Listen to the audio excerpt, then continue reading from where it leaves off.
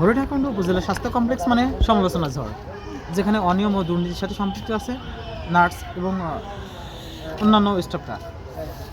ঊর্ধ্বতন কর্মকর্তা ব্যবস্থা নিয়ে যতটা চেষ্টা করছে, কিন্তু ব্যর্থ হয়ে যাচ্ছে এদের কারণে। হরিণাকুণ্ড উপজেলা স্বাস্থ্য কমপ্লেক্সের প্যাথোলজি টেকনিশিয়ান আবুল কালাম আজাদের বিরুদ্ধে ধর্ষণ ও মাদক ব্যবসার গুরুতর অভিযোগ ওঠায় তাকে শাস্তিমূলকভাবে বদলি করা হয়েছে।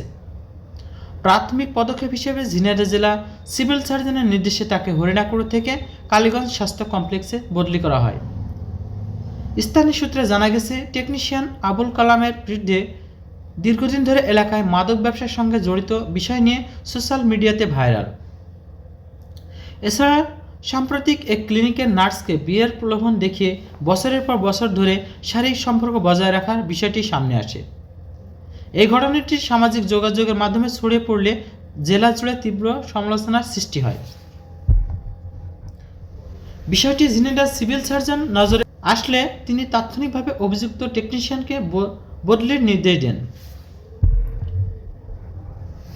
হরিণাকুণ্ড উপজেলা স্বাস্থ্য ও পরিবার পরিকল্পনা কর্মকর্তা ডাক্তার আলমগীর হোসেন বদলির বিষয়টি নিশ্চিত করেছেন।